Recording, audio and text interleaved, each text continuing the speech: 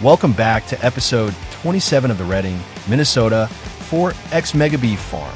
In today's episode, we're heading back out into the fields as we continue pushing through our year 2 spring planting season here on the Reading, Minnesota Mega Beef Farm. Over the past couple of episodes, we've been very busy working toward preparing and planting well over 500 acres of land for year 2. And so far, we've managed to make some really solid progress across the farm. We kicked off the season by taking on our first ever manure spreading operation, and that turned into a huge job right away. With our 2,000 head of beef cattle producing massive amounts of manure, we had nearly 1 million liters of solid manure building up in storage that needed to be dealt with. So we pulled out our 2 JBS manure spreaders, headed over to our 100-acre field sitting right next to the local co-op here in Reading, and began spreading manure across that field to naturally boost our nitrogen levels and improve our soil before planting. By the time we wrapped that operation up, we had spread well over 500,000 liters of manure, relieved a huge amount of pressure on our manure storage, and gave that field a great foundation heading into planting season. From there, it was time to start putting seed in the ground. For that first 100-acre field, I decided to go with oats for year 2. Since that field had corn growing in it during year 1, rotating over to oats made a lot of sense. Not only should it help us maintain a healthier crop rotation, but it'll also give us a nice straw harvest that we can use for bedding and feed on the cattle side of the operation. And on top of that, we should be able to bring in some solid profits later in the year when we sell off the oats. Once that field was fully seeded and ready to begin growing, we shifted gears once again and moved into another major planting operation. Our first ever soybean crop here on the Mega Beef Farm. We made our way over to field 31, one of the biggest fields we currently farm, coming in at over 200 acres in size. This field also had corn growing in it during year 1. So crop rotation was once again necessary, and I decided soybeans were the perfect fit. Not only does that keep our rotation looking good, but if yields are strong, those soybeans should bring in some really solid profit later on. To kick things off today, we'll be firing our planting operation back up as we continue working through field 31 and push toward getting this massive 200-plus acre soybean field fully planted. I'll start off by jumping into our Kenworth T800 semi-truck, which has our Chandler tender trailer attached. Right now, both our John Deere 8345R and our Challenger MT867 are sitting at the beginning of their next passes, each pulling one of our 24-row John Deere DB60 planters. And before we can keep rolling, both planters need to be topped back off with fresh seed. So I'll use the Chandler tender trailer to refill both DB60 planters, get each tractor fully stocked back up, and once they're ready to go, I'll begin setting both tractors back up on course play, so our hired workers can continue planting soybeans while we shift our focus over to another major operation for the day. Now, while those planters continue working in the field, we've got another very important issue that needs to be addressed. And honestly, it's one of the biggest challenges facing this farm as we continue growing. If you caught the last episode, you may remember me talking about a major problem we're running into with feed production for our cattle. Most of our fields had corn planted in them during year 1, which means for crop rotation purposes, many of those fields need to switch over to other crops this season. That leaves us with just 70 acres of land that we currently own, which can be planted back into corn for year 2. And for most farms, 70 acres of corn might sound like plenty, but for this operation, it's nowhere near enough.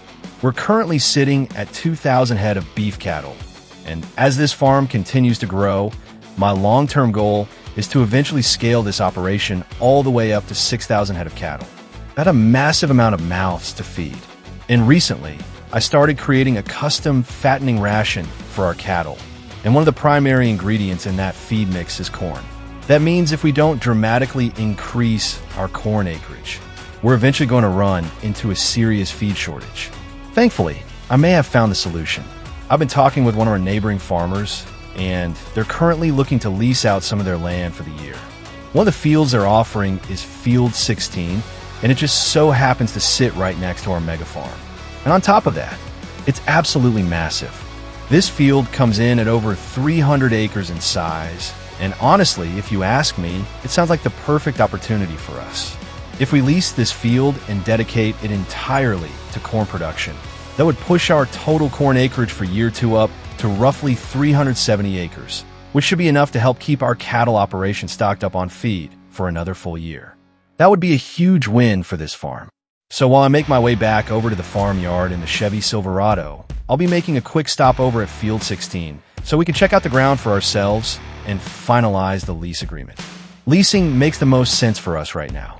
I don't quite have enough money available to outright purchase another field of that size, but leasing gives us access to the acreage immediately without tying up all of our cash. And with the profits we should continue bringing in from cattle sales throughout the year, I'm very confident the return from farming that land will more than outweigh the cost of leasing it and purchasing the soil data needed to get it field ready. For where this farm is at right now, this feels like the right move. Once we officially sign the lease on Field 16, we'll head back to the farmyard, fire up a couple of tractors, and begin hooking them up to our anhydrous ammonia toolbars so we can start applying nitrogen ahead of planting. The goal will be to get as much of that 300-acre field prepared for planting as possible before our 2 DB60 planters wrap up planting the soybeans in Field 31 and then move on to our nearby 70-acre cornfield. I'll be splitting my time between both operations, managing our planters, keeping them refilled, keeping them moving, and at the same time, getting our anhydrous operation up and running so our newest leased ground can be ready to go as soon as our planting fleet becomes available. We've got a lot happening today. More soybeans going in the ground, corn acreage expanding, a brand new 300-acre field joining the operation, and a major step forward toward keeping our growing cattle farm fed for another year. Let's fire up the engines and get to work. If you're looking forward to this new mega farm series on Reading, Minnesota 4X map, please like, comment, and subscribe so you don't miss what's coming next.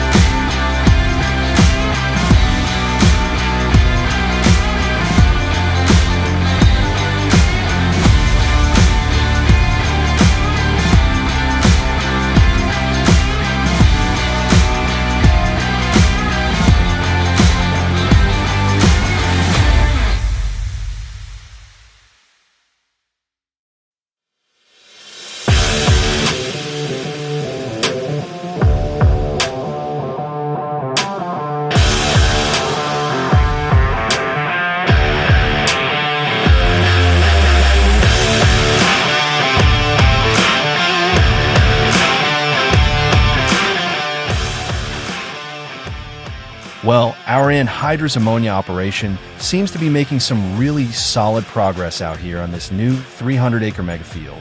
And honestly, I couldn't be happier with how smoothly this part of the operation has been running so far. We've already managed to cover a pretty impressive amount of ground in a relatively short amount of time. And it's starting to look like we're going to have a very nice head start on getting this field fully prepared before a planting fleet even arrives. That's exactly what I was hoping for. The more of this field we can get treated with anhydrous ahead of time, the smoother things are going to go once our planters make their way over here. Instead of waiting around on field prep, we'll be able to jump right into planting corn and keep our operation rolling without much downtime.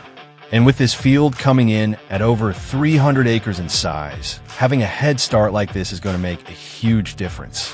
This is a massive piece of ground that we've just added into the operation, and if everything goes according to plan, this field is going to become one of the most important crop fields on the entire farm moving forward, especially when it comes to building up enough corn inventory to keep our growing beef operation fed. So overall, I'd say things are looking very good over here. But for now, let's shift our attention back over to our planting operation and checking on how things are going with our soybeans. By the looks of it, our two planters are getting very close to wrapping up this massive 200-acre field, which is another huge milestone for year 2 planting. At this point, we've managed to knock out nearly all of the long up and down passes across this field. And the only thing we've really got left now is finishing up the headlands around the outside edges of the field. Once those final passes are planted, we'll officially have our first ever soybean field here on the Reading Mega Beef farm, fully planted and in the ground. And that's a pretty exciting step for this operation. Not only does it give us a great rotational crop after corn, but if yields are strong, those soybeans should bring in some really solid profits later on when harvest season rolls around. And those profits are going to be very important as we continue expanding this farm. Before we can finish that field up though, we've got one more quick job to take care of. Both of our planters need another refill. Neither one of these DB60 planters has quite enough seed left on board to finish the final headland passes. So we're going to need to top both machines back off one more time before making this final push. I'll start by shutting down each planter as they make their way back up toward our Kenworth T800 and Chandler tender trailer. And once both tractors are parked up, I'll get the tender trailer positioned so we can efficiently refill each planter with fresh seed. Once both planters are loaded back up and ready to roll, I'll fire them back up. And this time, rather than leaving both machines to hired workers, I'm going to jump into the Challenger MT867 myself and help finish off these last few passes. That should allow us to make very quick work of these final headlands and officially get this soybean field wrapped up. And once that happens, it'll be time to make a big switch. Because from there, I'll begin moving both tractors and planters over to our 70-acre field just down the road, where we'll officially begin planting our first cornfield of year 2. That's another major milestone for the farm, because corn is going to be one of the biggest keys to keeping our 2,000 head of beef cattle fed moving forward, especially now that we've started producing custom feed mixes for the herd. So let's get these planters refilled, knock out the final passes in this soybean field, and then we'll get ready to put our first corn crop of year 2 in the ground.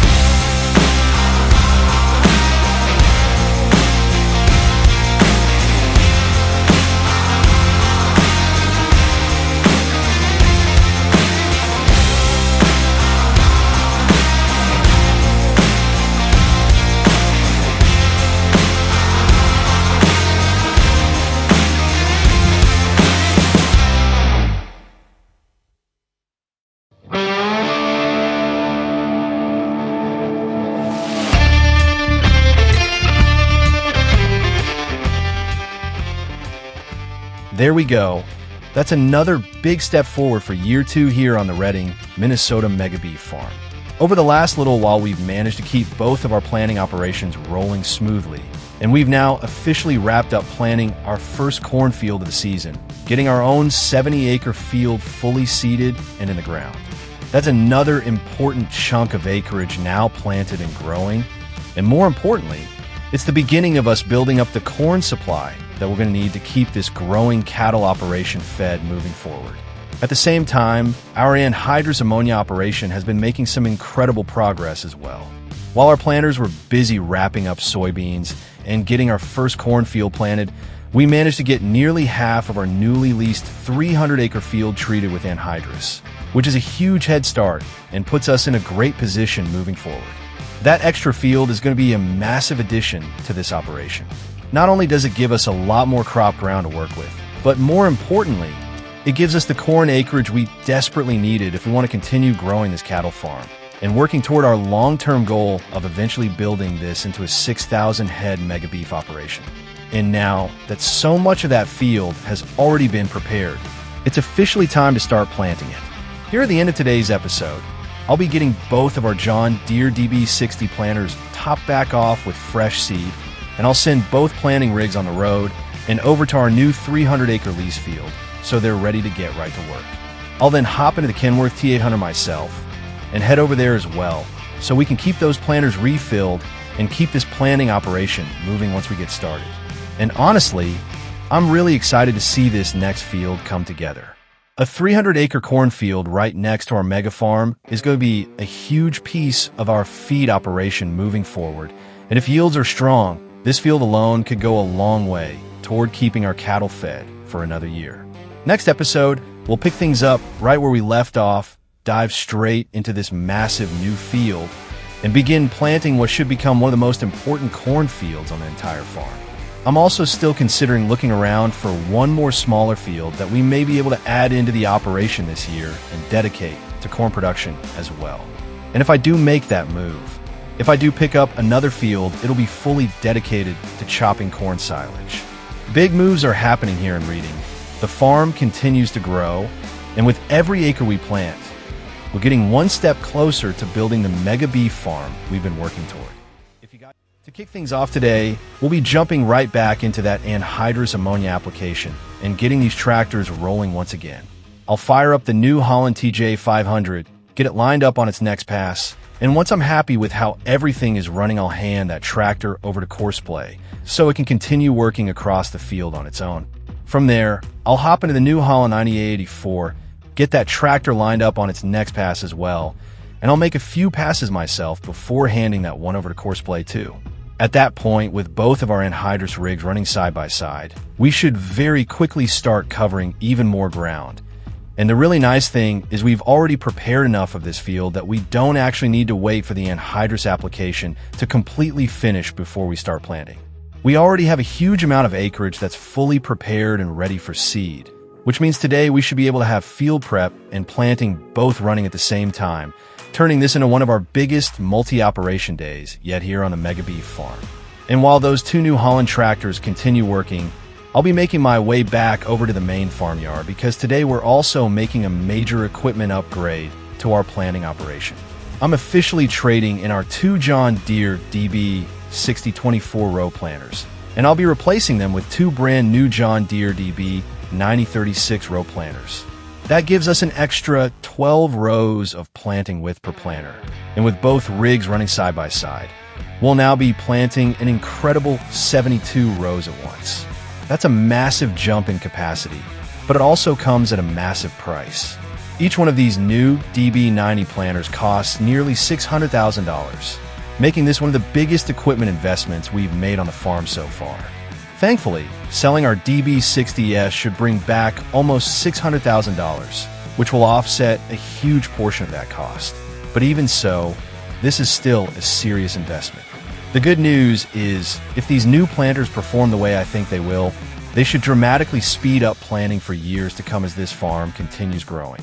Once I make it back to the farmyard, I'll unload all of the leftover seed from our DB60S so we don't waste any product. Then I'll send the Challenger MT867 down to the dealership while I hop into the John Deere 8345R and drive that setup down there myself.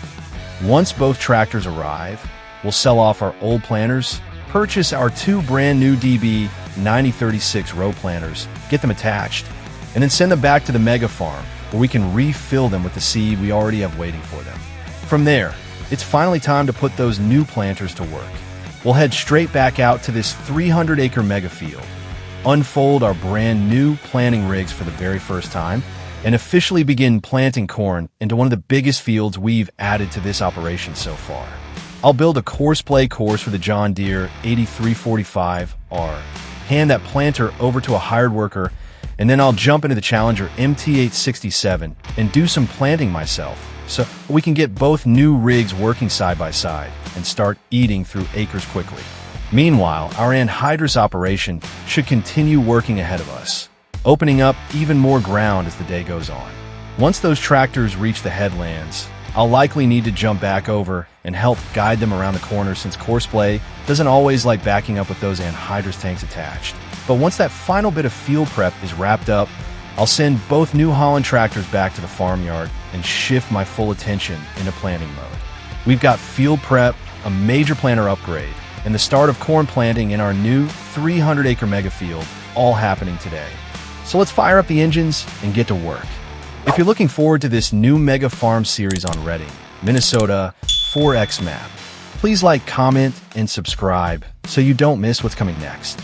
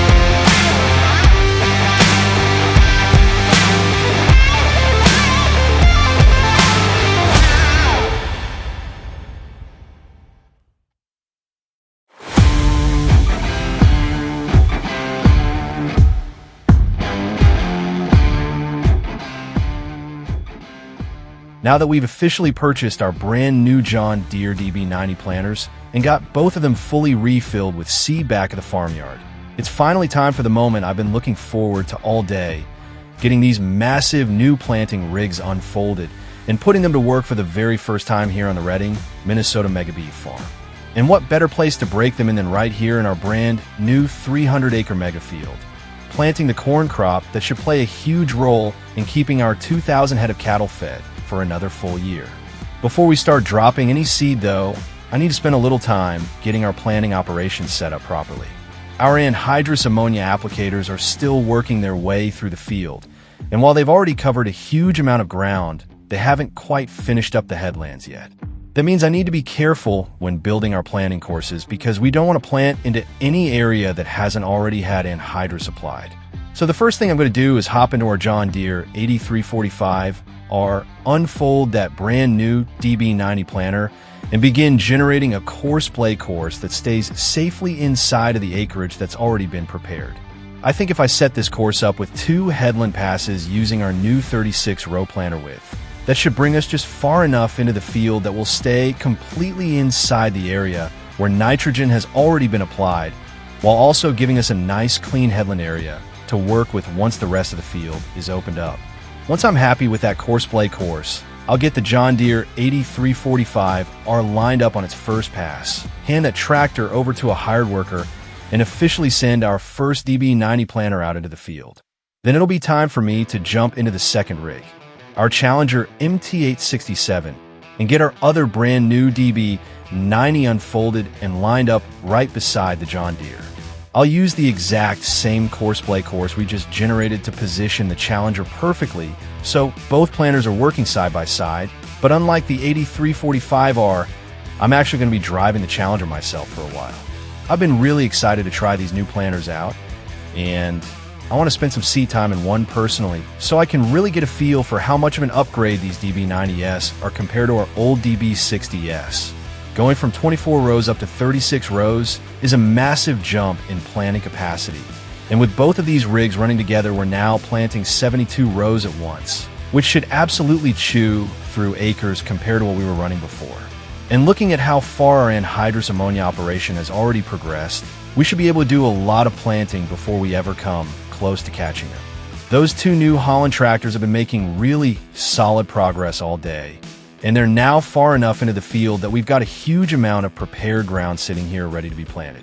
That means for now, we can really settle in and focus on putting these new DB90S to work. My plan is to keep both planters rolling as long as possible and try to eat through as many acres as we can while our anhydrous crew continues working ahead of us. Then, once those applicators finish up the main up and down passes and get down to only the headlands, that's when I'll temporarily pause our corn planting operation and jump back over to help wrap up field prep. Courseplay does a great job on the straight passes, but once those tractors start working around corners and tight headland sections, especially with those anhydrous tanks hooked behind the toolbars, things can get a little tricky. The workers don't always handle backing up or tight turns very well, so I'll likely need to step in, take control of one of those tractors myself, and help guide that operation through the final stretch so we can get this field completely finished. Once the last bit of anhydrous is applied and the entire 300 acres is officially open up for planting, I'll send those new Holland tractors back to the farmyard, shut that operation down, and then shift my full attention right back here into our planting fleet so we can really start hammering away at the rest of this field. We got a huge amount of corn to get in the ground, 2 massive new planters to break in, and one of the biggest fields on the farm waiting for us. Let's get these DB90S rolling and see what they can do.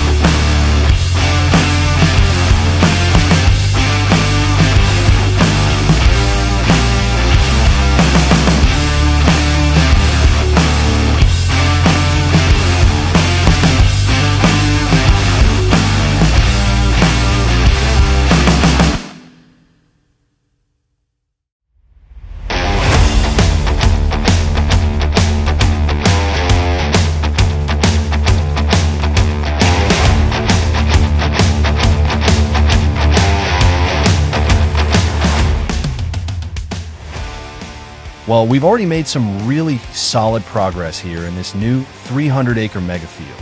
And I've got to say, so far I'm really impressed with these new John Deere DB90 planters. Upgrading from our old 24-row DB60s to these new 36-row planters has made a huge difference almost immediately. With that extra 12 rows on each planter, we're covering a lot more ground every single pass. And with both rigs running side by side, we're planting acres in a hurry.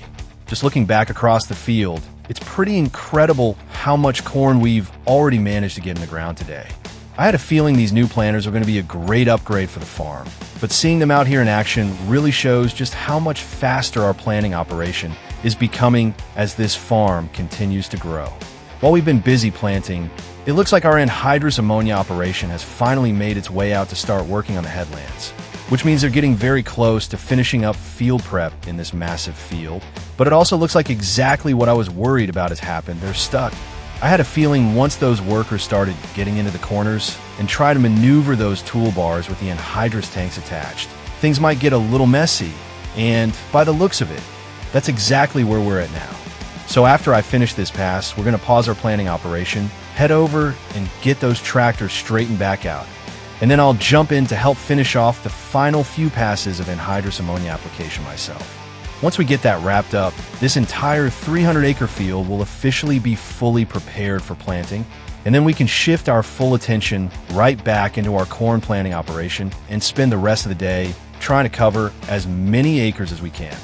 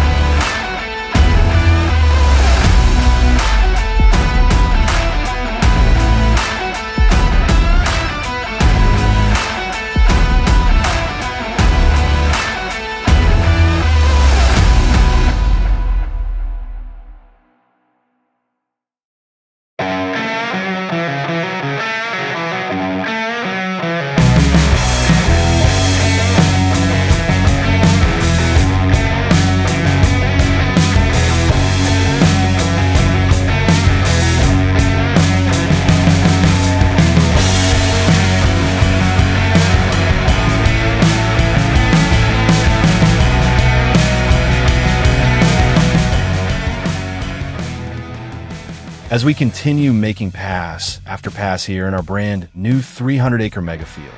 I've got to say, this turned into a huge day for the Redding, Minnesota Mega Beef Farm, and we made some really solid progress on one of the biggest additions we've made to the farm so far.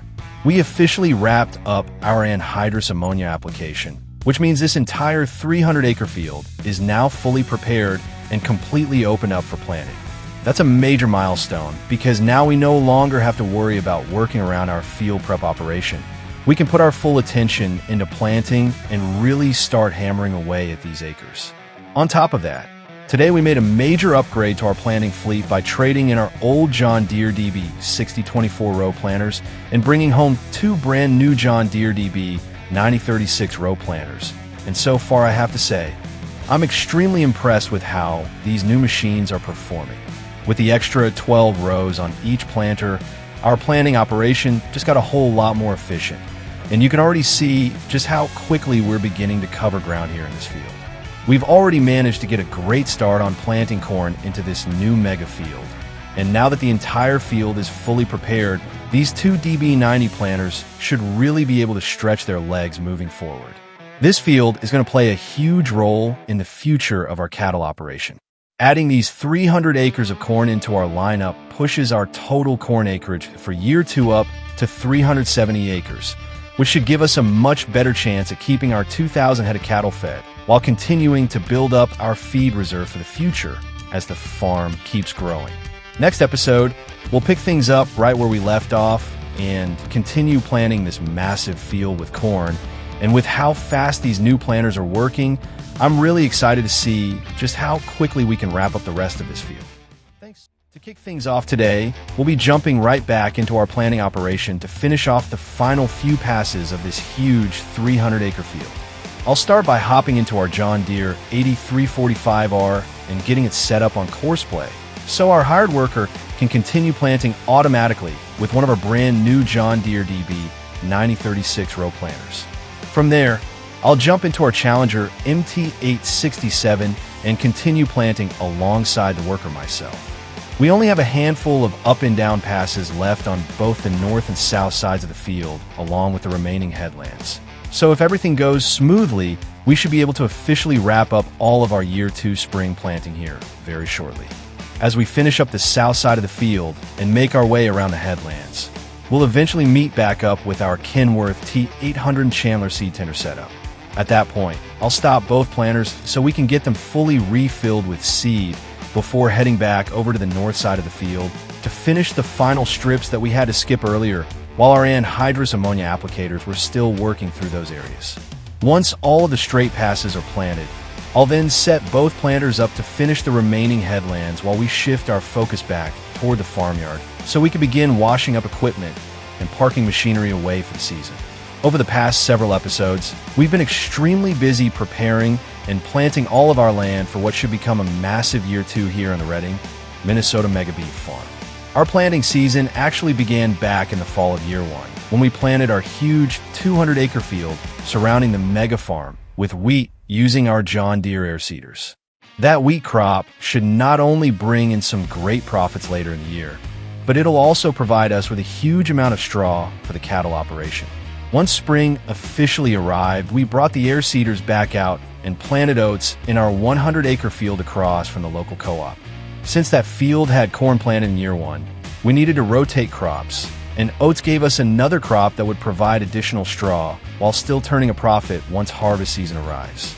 After our seeding operation wrapped up, we switched over to our planter fleet and began planting the rest of our acreage. One of our biggest fields, which comes in at over 200 acres, was planted entirely with soybeans this year, after previously having corn planted in year 1. That soybean field should become one of our biggest money makers during fall harvest. After that, we only had one field left that we owned to plant, a smaller 70-acre field, which finally gave us the opportunity to plant some corn after rotating out of oats. But after looking at our feed situation for the cattle, I quickly realized that 70 acres of corn wasn't going to be anywhere near enough for our growing beef operation. That's when we found this massive 300-plus acre field. One of the neighboring farmers was looking to lease this field out for the year, and the second I heard about it, I jumped on the opportunity and added it into our lineup for year 2. Before we could plant it though, we first had to bring in our 2 John Deere 2510H anhydrous ammonia applicators and spend several episodes applying anhydrous across the entire field to raise our nitrogen levels. Once that operation was complete, I also decided it was finally time for a major planter upgrade. Last episode, I sold off both of our John Deere DB60 24-row planters and upgraded to 2 massive new John Deere DB9036 row planters, which dramatically increased our planting capacity, and we immediately put them to work in this field. After the planters finish up today and all planting is officially complete, we'll bring everything back to the farmyard, wash all of the equipment up, and get the machinery parked away inside the sheds for the season. But planting isn't the only thing that needs attention today. Once field work is wrapped up, we'll finally head back down to the feedlot and check in on our 2,000 beef cattle because we really haven't spent much time down there since planting season started. I have a feeling we're going to need to move quite a bit of feed around today, especially for our older cattle that are currently being pushed heavily on fattening rations. To handle feeding, I'll be setting up multiple tractors on auto drive to continuously haul silage from our bunker silos over to the younger cattle pens, while another tractor will focus on hauling TMR from our mixer setup over to the older cattle pens. And once both planting and feeding are all wrapped up, we'll officially advance time into May, where we'll kick off another huge operation here on the farm, our first alfalfa harvest of year 2. For this year's forage season, I've decided to make another major equipment upgrade by trading in our old New Holland mower setup and replacing it with 2 brand new swathers. These swathers are wider, faster, and most importantly, they'll mow and windrow the alfalfa all in one pass, which should save us a massive amount of time as our operation continues growing larger and larger. Once the alfalfa is cut and windrowed, we'll then be able to bring in our forage harvesters, chop the crop, and haul it all back to the farm, so we can continue building up our silage stockpile for the cattle. We've got a huge day ahead of us as we finish year 2 spring planting, feed over 2,000 beef cattle, and prepare to kick off our first alfalfa harvest of the year. So let's fire up the engines and get to work. If you're looking forward to this new mega farm series on Reading, Minnesota 4X map, please like, comment, and subscribe so you don't miss what's coming next.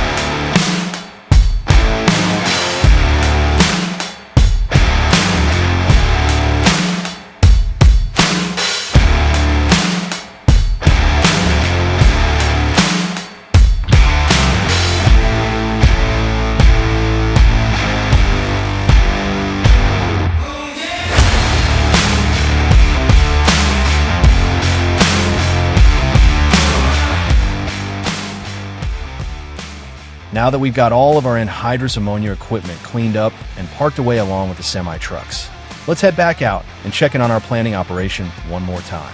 By now, both of our brand new John Deere DB60 planters should be getting very close to finishing up the final headlands of this massive 300-acre field. Honestly, these new planters have been incredibly impressive so far. Going from our old 24-row DB60 planters up to these massive 36-row DB90s has made a huge difference in how quickly we're able to cover ground. And I think this field has been the perfect first test for them. When you look across this field and realize we managed to get over 300 acres planted this quickly, it really shows just how much more efficient our planting operation has become. As the planters start finishing up these final passes, I'll begin getting each planter folded back up and prepared for road transport.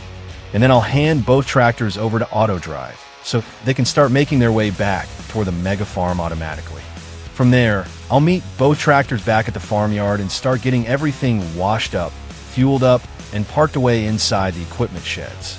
And honestly, getting all of this equipment cleaned up and parked away is going to feel pretty satisfying, because once these planters are put away, that officially marks the end of our entire year 2 spring planting season here on the Redding, Minnesota Mega Beef Farm. At that point, we'll finally be free to shift our focus back toward what this entire operation is really built around: our 2,000 head of beef cattle. It's actually been quite a while since we really checked in on the cattle operation because we've been so focused on getting all of our crops planted, and I have a feeling we're probably going to need to move quite a bit of feed around today. My main priority is going to be getting fresh feed delivered over to the group of roughly 1,000 cattle that are now sitting at around 11 months old. Once we advance time into May, those cattle will officially turn 1 year old. And these will actually become the first large group of cattle that we eventually sell off for profit here on the Mega Beef Farm. Right now, my plan is to continue feeding and fattening them up for another few in-game months, and then eventually sell them off at around 15 months old.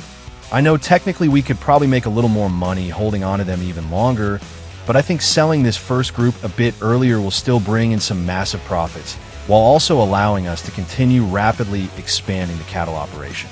The sooner we begin cycling cattle through the feedlot, the sooner we'll be able to continue filling up the rest of these feedlot pens and pushing this operation toward even bigger numbers.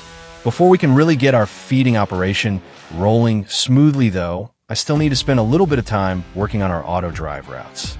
I'll be creating new routes that lead our feeding tractors up beside the auger on our feed mixer setup, so they can automatically load TMR into the trailers before driving over to the feedlot and unloading directly into the troughs for our older cattle. I'll also need to create another new route leading over to feedlot pen number 3, since that's where we moved our youngest cattle earlier in the year, while we were hauling and spreading manure. Once those routes are all set up properly, we should be able to get multiple feeding tractors running automatically at the same time, which should make keeping all 2,000 cattle fed much easier moving forward. And once both cattle pens are fully topped off with feed and everything is running smoothly once again, we'll finally make our way back over to the farmhouse so we can officially advance time into May. At that point, it'll finally be time to purchase our brand new swathers and kick off the very first alfalfa harvest of year 2 here on the Redding, Minnesota Mega Beef Farm.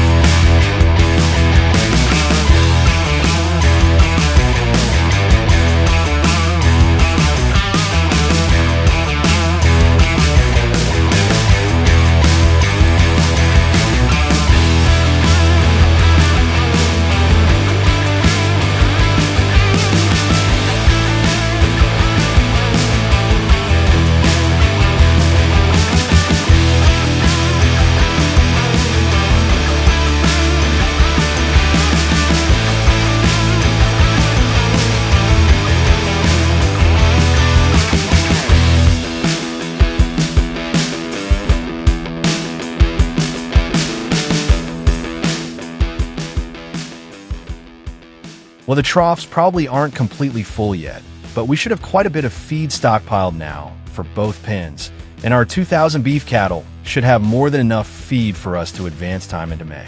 Once May arrives, we'll start our first cut of alfalfa, and we'll focus the rest of the day on getting our new swathers up and running. But in the next episode, we'll be heading back over here to our feedlot to continue stockpiling some more feed for our cattle, while our swathers continue preparing our alfalfa fields for the upcoming silage harvest. For now, let's make our way over to the farmhouse so we can advance time into May. Now that May of year 2 has officially arrived, it's finally time to kick off our very first alfalfa harvest of the season here on the Redding, Minnesota Mega Beef Farm. This is a huge moment for the farm because now that planting season is officially behind us. Our focus can finally start shifting fully toward feed production for our growing cattle operation. With over 2,000 beef cattle now on the farm, we're going to need an absolutely massive amount of silage and feed over the course of a year. So getting a strong first cut of alfalfa is going to be incredibly important for keeping this entire operation running smoothly. Before we can get out into the fields and begin mowing though, we first need to make a pretty major equipment change to our hay and forage operation. The new Holland discbind mowers and the Kuhn windrowers that we used throughout year 1 actually worked really well for us. But now that the farm has expanded so much, those setups are honestly starting to feel a little too small for the amount of acres we're trying to cover. Running separate mower and windrower passes across these larger fields is also taking up a lot more time than I'd like, especially now that we're managing so many more acres and cattle than we were during year 1. So because of that, I've decided it's finally time for another major equipment upgrade. First thing we need to do today is head over to our equipment shed and officially sell off both of our new Holland discbinds along with our 2 Kuhn windrowers. Selling off all of that equipment should bring in a pretty decent amount of extra cash, which will help offset some of the cost of the new equipment we're about to purchase. Once that's taken care of, we'll hop into the pickup truck and make our way down to the local dealership where we'll officially begin building our new alfalfa harvesting fleet. Once we arrive, I'll be purchasing 2 brand new Challenger SP 165 swathers along with 2 AGCO 50-200 mower heads that will mount onto the front of the swathers. These new machines are going to be a huge step up from our old setup because instead of mowing and then windrowing in separate passes, these swathers will cut and row the alfalfa all in one single pass. That's going to save us a massive amount of time moving forward, especially once we begin cutting some of our larger alfalfa fields later on in the year. On top of the swathers themselves, I'll also be purchasing a brand new Elmer's ST36 swather transport trailer. This trailer is going to allow us to load the swathers up and haul them between fields using our pickup truck rather than slowly driving the swathers long distances on the road. For this first field, we honestly probably could get away with just driving the swathers over there since it's such a short trip from the farm, but I really want to test out this new trailer setup because later in the year, we're definitely going to have some much longer drives between fields, and this transport trailer should make moving equipment around a lot easier and faster. Once everything is purchased and loaded up, we'll make our way out to our very first alfalfa field of year 2, which comes in at around 55 acres in size. As soon as we arrive, I'll begin setting up a coarse blade course for both swathers. One of the swathers will be fully handed over to a hired worker running on coarse play, while I'll personally drive the second swather myself for most of today's mowing operation. Even though I'll be manually driving that second swather, I'll still be using the same coarse blade course as a GPS guideline, so both swathers stay perfectly lined up with each other. That's going to become extremely important later on, because once we eventually bring in our forage harvesters, I plan on having them follow these exact same courses so they can perfectly track the windrows and efficiently pick up all of the alfalfa with as little crop missed as possible. This is also going to be our very first real chance to test out these new swathers and see just how much more efficient this new harvesting setup is compared to what we were running during year 1. We've got a lot of acres to cover and a massive amount of feed to produce for our cattle operation this year. So let's fire up these new swathers and get this first 55-acre alfalfa field cut and ready for harvest.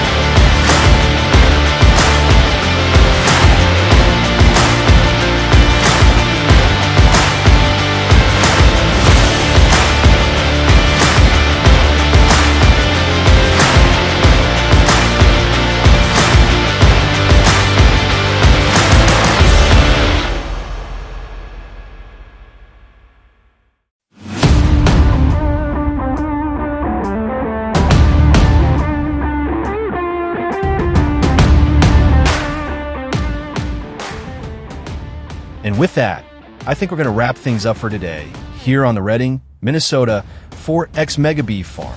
We officially finished up our entire year 2 spring planting season today. Got all of our equipment cleaned up and parked away, checked back in on our 2,000 head of beef cattle, and even kicked off our very first alfalfa harvest of the year with our brand new Challenger swathers. So far, these new swathers are looking like they're going to be a huge upgrade for the farm. Being able to mow and windrow all in one pass is already saving us a ton of time. And as our operation keeps growing larger and larger, these new machines should help us cover acres much more efficiently moving forward. We're going to end today's episode right in the middle of swathing this first 55-acre alfalfa field. But we've already made some really great progress and should be able to get this field wrapped up pretty quickly once we return next episode. Next time, we'll continue swathing this first field and then get both swathers moved over to our second alfalfa field so we can keep pushing through our first cut year 2. We'll also spend a little more time down at the feedlot making sure all 2,000 of our beef cattle stay fed and taken care of. And then finally, we'll fire up our forage harvesters and officially kick off the first silage harvest of year 2 here on the Mega Beef Farm. Thanks. To kick things off today, we'll be jumping right back into both of our Challenger SP 165 swathers so we can continue mowing the rest of this 55-acre alfalfa field. I'll start by firing both swathers back up and getting our first hired worker rolling once again with course play while I jump into the second swather myself and make a few passes around the field to make sure everything is still running smoothly. Last episode, I spent quite a bit of time getting both swathers properly configured so they could mow this entire field side by side as efficiently as possible, and so far the setup seems to be working really well. Once I'm confident everything is operating correctly, I'll hand the second swather over to Courseplay as well, and then we'll head back over to the Mega Beef Farm so we can start preparing for the next phase of today's operation. Before we officially begin chopping silage, there's a bit of prep work I want to take care of around our bunker area first. Over the past year, I've created a huge number of auto drive routes around the silage bunkers to help automate loading feed, unloading forage harvesters, hauling feed to the cattle pens, and managing all of the traffic moving through the yard. And honestly, things have started getting a little messy over there. So before we bring 6 tractors and 2 forage harvesters into the operation today, I'd really like to spend a little bit of time cleaning up some of those routes and improving the unloading setup inside our bunkers. I'll be deleting several older routes and replacing them with 2 brand new unloading courses that will allow our tractors and trailers to properly back into the bunker and unload much more efficiently once we begin hauling alfalfa back from the field. Once the bunker setup is cleaned up and ready to go, we'll then head over to the harvester shed and begin preparing all of the silage equipment for the first harvest of year 2. To kick off the operation, I'll be firing up both of our John Deere 9700 forage harvesters and getting them fully refueled and loaded with silage additive. After that, I'll attach our John Deere 659 pickup headers and send both harvesters out to Field 29, where our swathers are currently finishing up the alfalfa harvest. And once the harvesters are on the road, we'll then begin firing up the rest of the silage fleet. I'll be sending 6 tractors out to the field today, each attached to one of our Meyer Silage Boss forage trailers. We've got a pretty long drive from this alfalfa field back to the Mega Beef Farm, so hopefully with 6 hauling tractors running nonstop, we'll be able to minimize downtime and keep both forage harvesters chopping continuously. If everything lines up correctly, by the time all of our silage equipment arrives out at Field 29, both Challenger swathers should be just about finished mowing the entire 55-acre field, which means we'll finally be able to jump into our John Deere forage harvesters, get everything set up with courseplay, and officially begin the first silage harvest of year 2 here on the Redding, Minnesota 4X Mega Beef Farm. We got a massive day ahead of us between mowing, hauling, bunker management, and chopping silage. So let's fire up the engines and get to work. If you're looking forward to this new Mega Farm series on Redding, Minnesota 4X map, please like, comment, and subscribe so you don't miss what's coming next.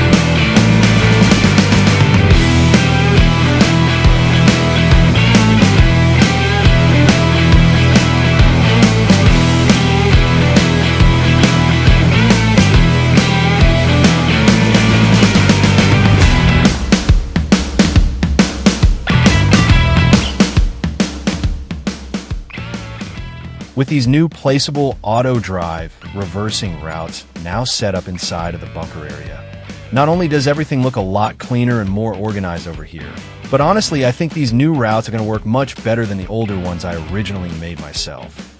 Back during year one, I tried setting up a second unloading route inside of this first silage bunker, so we could have multiple tractors unloading at once, but the tractors really weren't cooperating very well with the reversing path I created. We had a lot of issues with trailers jackknifing, tractors getting stuck, and sometimes they just completely missed the bunker altogether, which slowed the whole operation down quite a bit. But these new placeable reversing routes seem much more polished, and hopefully they should allow our tractors to back into the bunker much smoother once we officially begin hauling alfalfa back from the field. And honestly, with how much silage we're planning to bring in this year, having efficient unloading routes is going to be extremely important if we want to keep everything moving smoothly. Now that the bunker setup is finally cleaned up and ready to go, it's officially time to start preparing all of the harvesting equipment for our first silage harvest of year two. So let's head over to the equipment sheds and begin firing up both of our John Deere 9700 forage harvesters. I'll get each harvester fully refueled, topped off with silage additive, and then we'll attach our John Deere 659 pickup headers so they're ready to start chopping alfalfa as soon as we arrive out at field 29. Once both forage harvesters are fully prepared, I'll send them out on the road toward the field, and then we'll begin firing up the rest of our silage fleet as well. We've got 6 tractors that need to be hooked up to our Meyer Silage Boss trailers today, and once all 6 are ready to go, we'll send the entire hauling fleet out to field 29 to join the harvesters. We've got a pretty long haul from the alfalfa field back to the Mega Beef farm, so I'm really hoping with 6 hauling tractors running nonstop, we'll be able to keep both forage harvesters moving continuously without much downtime. If everything lines up properly, our 2 Challenger SP 165 swathers should be just about finished cutting the field by the time all of our silage equipment arrives, which means we'll officially be ready to kick off the first silage harvest of year 2 here on the Redding, Minnesota Mega Beef Farm.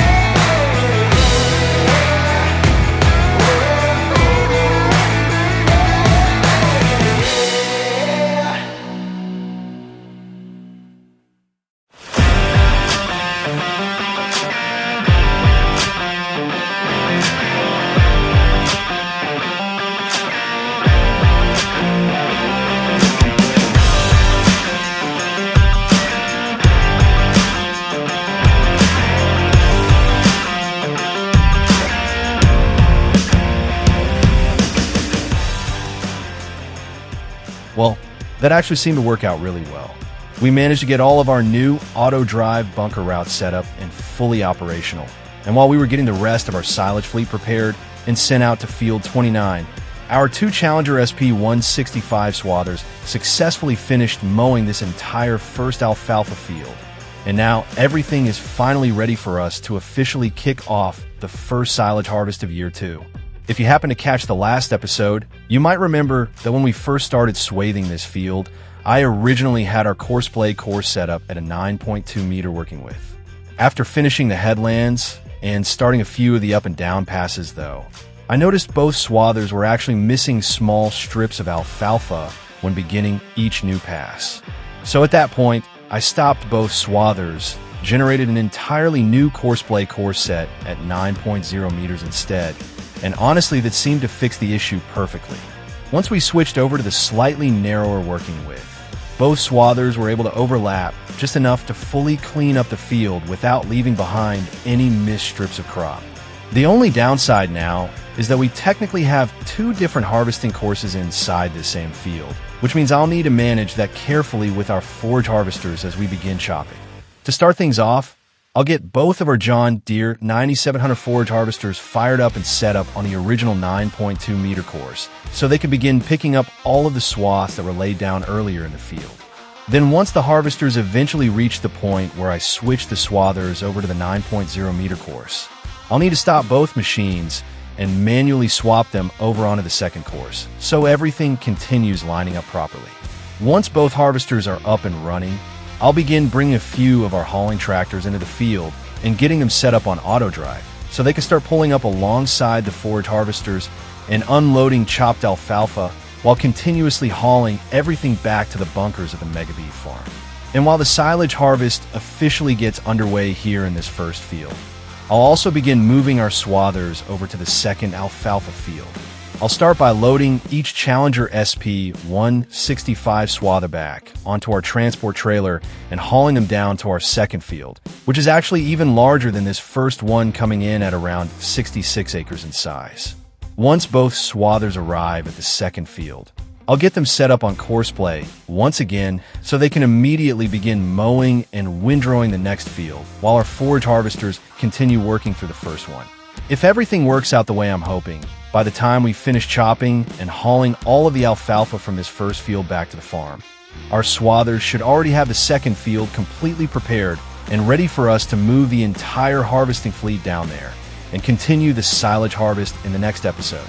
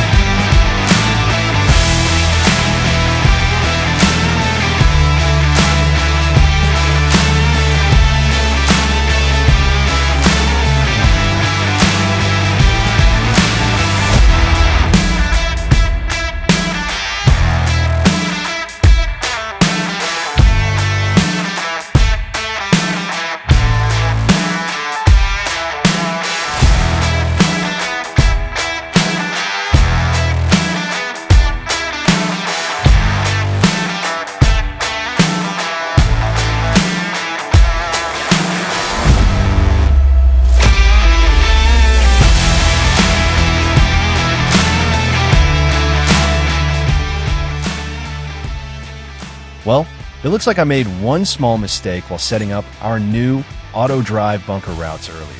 I completely forgot to create the exit route leading back out of the bunker area.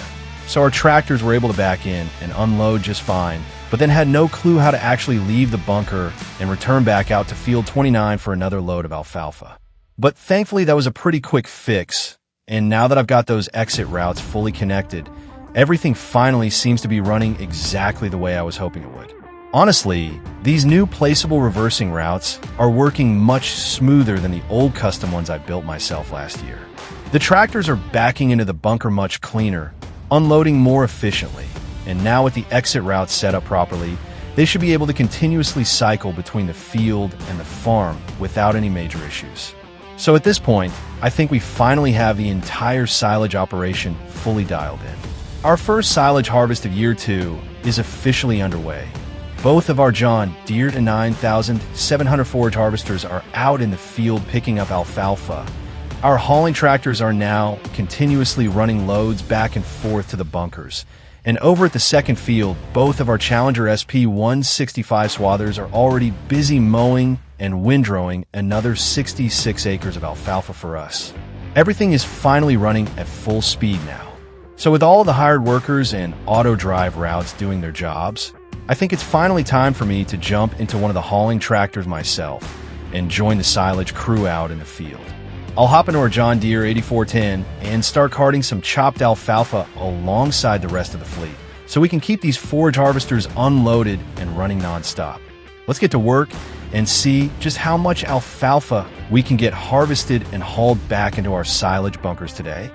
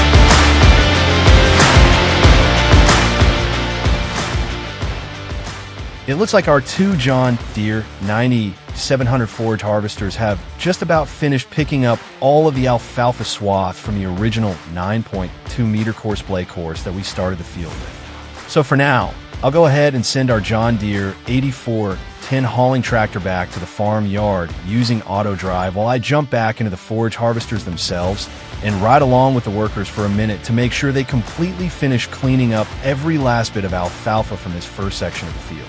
Once both harvesters finish picking up the final swath from the 9.2 meter course, I'll stop each machine and switch them both over onto the newer 9.0 meter course blade course that we created later on after adjusting the swathle width. Thankfully, I saved both of those harvesting courses earlier, so getting everything swapped over shouldn't take too long, and once both forage harvesters are lined back up on the new course, we should be good to go to continue pushing through the rest of this 55-acre alfalfa field without missing any crop.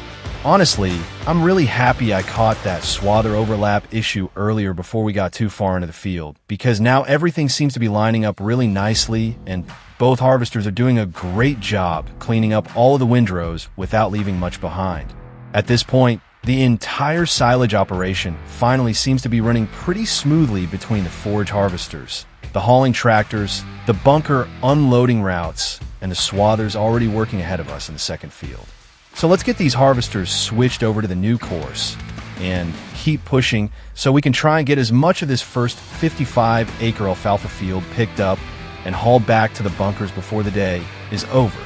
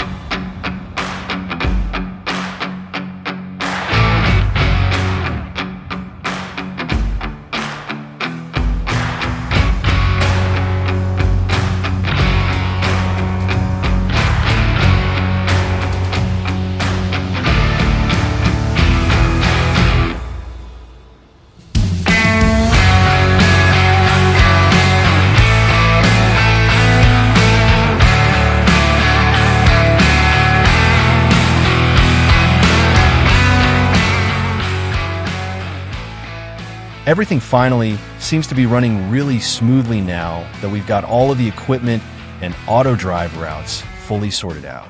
Both of our John Deere forage harvesters are steadily working through the field.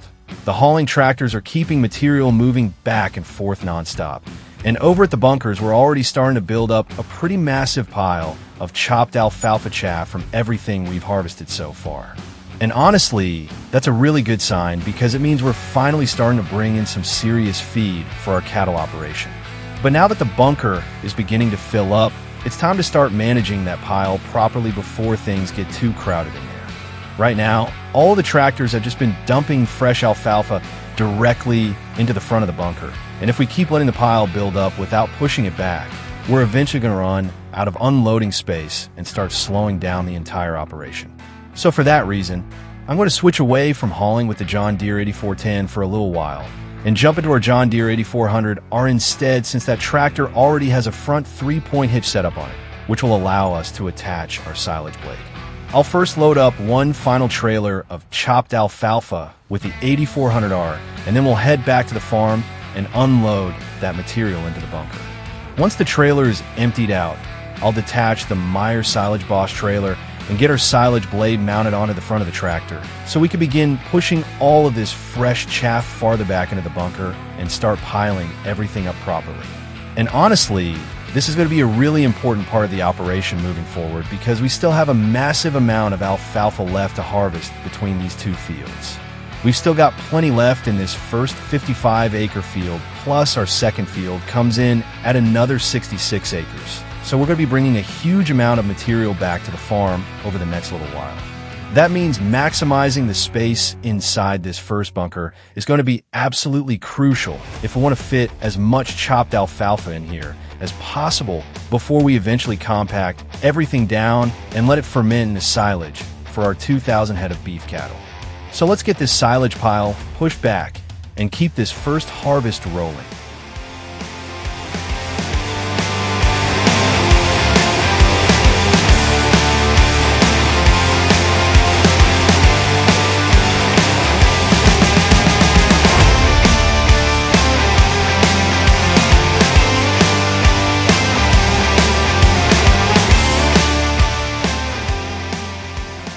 And with that, I think we're going to wrap things up for today here on the Redding, Minnesota 4X Mega Beef Farm.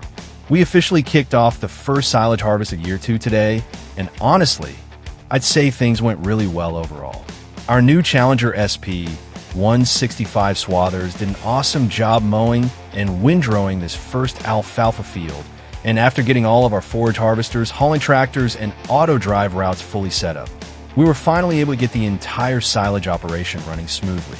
By the end of today's episode, we've already managed to pick up roughly 3/4 of this first 55-acre alfalfa field, and we've hauled a huge amount of chopped alfalfa back to the Mega Beef Farm, where we've already started building up a pretty massive pile inside of our silage bunker.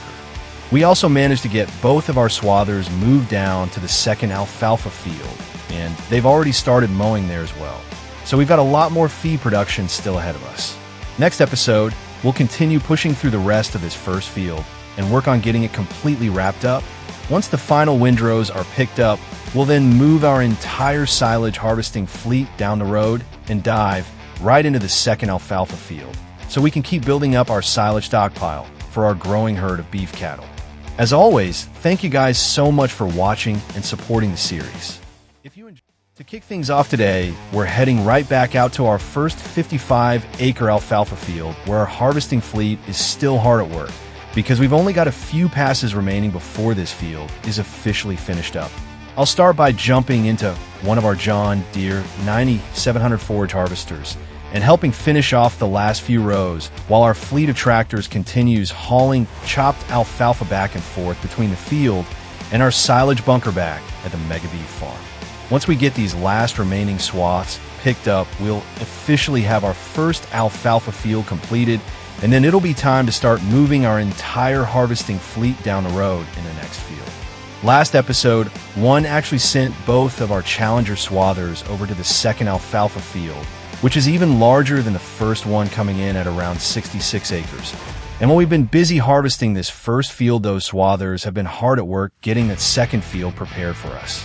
So once we finish up out here, I'll begin shutting down both of our forage harvesters and get them folded up and ready to hit the road. I'll also start getting our fleet of tractors and Meyer silage box trailers reorganized and moved over as well.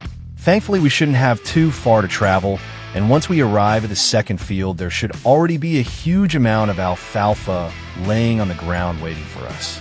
I'll then begin setting up our forage harvesters once again with coarse play and get them lined up so that they can begin picking up all of the swaths left behind by our Challenger swathers.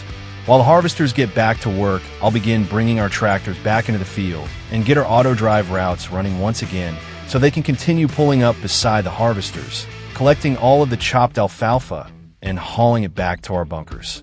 Now, with this second field being larger than the first field we've already harvested, that also means we're going to have an even larger amount of material coming back to the farm, and that means our bunker area is going to get very busy throughout today's episode.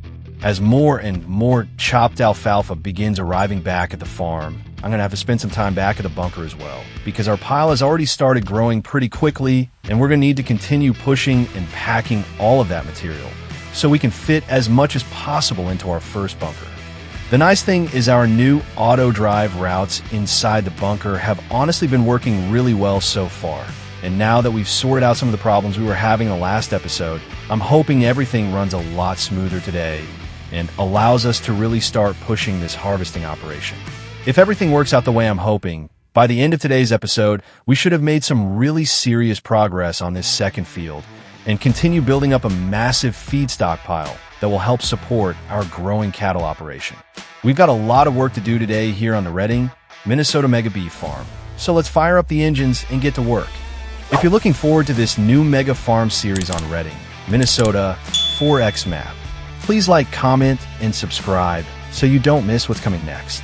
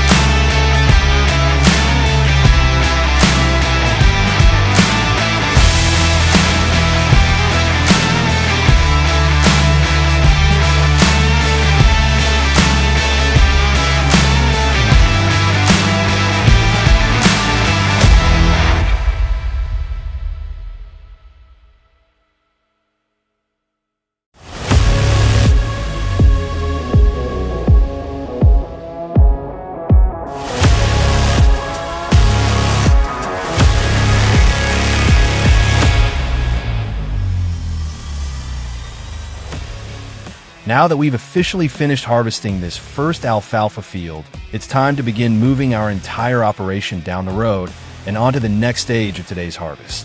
We managed to bring in a huge amount of material from this first 55-acre field, and things have honestly been running really smoothly after getting all of our equipment and auto drive routes sorted out in the last episode.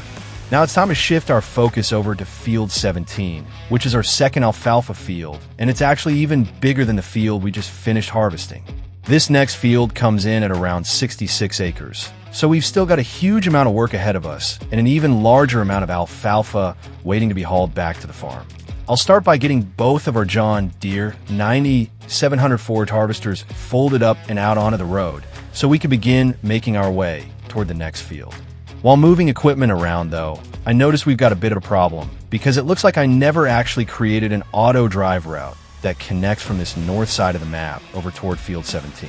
So for now, I'm going to send both forage harvesters over toward the east side of field 25, and then I'll meet up with them over there so I can finish creating the missing routes and connect everything together.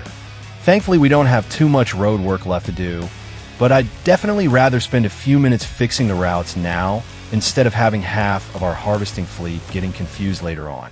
While the forage harvesters begin making their way over, I'll also start pulling all of our tractors and Meyer silage box trailers out of the field and get them headed toward field 17 as well. We've got quite a few pieces of equipment running in this operation now, and moving an entire harvesting fleet like this almost feels like moving a convoy down the road. Once I've got all of our equipment out on the road and heading toward the next field, I'll then jump into the pickup truck and make a quick run down to the local dealership because we're running a little low on one pretty important thing: silage additive. Both of our forage harvesters have gone through a lot already during this first field, and before we dive into another 66 acres of alfalfa, I want to make sure we're fully stocked back up. I'll purchase a couple more pallets of silage additive, get everything loaded into the back of the pickup truck and strapped down, and then I'll begin making my way toward field 17 myself. On the way over, I'll stop at the east side of field 25 and finish creating the new auto drive route, so our forage harvesters and support equipment can all make their way over properly. Once all of the routes are connected and the rest of our equipment begins arriving at the field, I'll get both forage harvesters topped back off with silage additive and begin setting everything up once again with courseplay and auto drive. At that point, we should officially be ready to fire everything back up and begin harvesting our second alfalfa field of the year. And with this field being even bigger than the first one, we should have a massive amount of chopped alfalfa heading back to our silage bunkers very soon. Let's get back to work.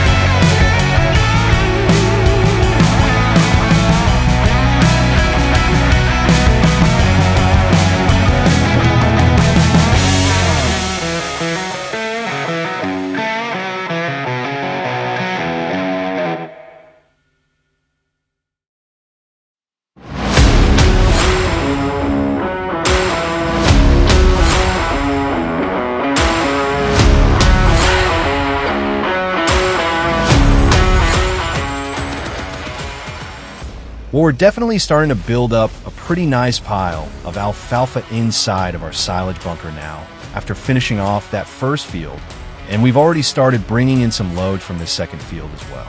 Honestly, things are starting to move pretty quickly now, and that's a really good sign, because we've still got a huge amount of material left out in field 17 waiting for us. While I'm back here at the farm, I think now is probably a good time to spend a few minutes managing the bunker, because if we just keep letting these tractors dump load after load into the same area, we're eventually going to run out of room pretty quickly. I'll get this current trailer unloaded, and then I'll disconnect it from the back of our John Deere 8, our 400, so we can switch things around a little bit. After that, I'll get our silage blade attached to the front of the tractor and spend a bit of time pushing and leveling out all of the alfalfa that's been dumped into the bunker so far. I really want to try and push this material back as far as possible, because I like to make full use of every bit of space this bunker has available. We're bringing in a huge amount of chopped material already, and honestly, we're still pretty early into the year. So if we don't stay ahead of this pile now, we could end up creating problems for ourselves later on. And that's especially important because we've still got a lot more feed production planned for year 2. We've got our massive corn silage harvest coming up in just a few in-game months, and on top of that, we should also be able to squeeze in a second cut of alfalfa later this year as well. That means we're still going to have an incredible amount of material coming back to this bunker area over the next several months. For that reason, I'm actually planning on leaving this bunker uncovered after we finish this harvest instead of sealing it right away. My goal is to continue adding material into this same bunker throughout the year and really see if we can completely fill it before finally packing everything down and sealing it all up. Now that we've grown to 2,000 head of cattle and eventually want to push that number all the way up toward 5,000 head, we're going to need an absolutely massive feed supply, and every load of alfalfa we can fit in here is going to help us moving forward. Once I get everything pushed back and leveled out, I'll get the silage trailer reattached to the John Deere 8, our 400, and make my way out to field 17, so we can join the rest of the harvesting fleet and continue pushing through this second alfalfa field.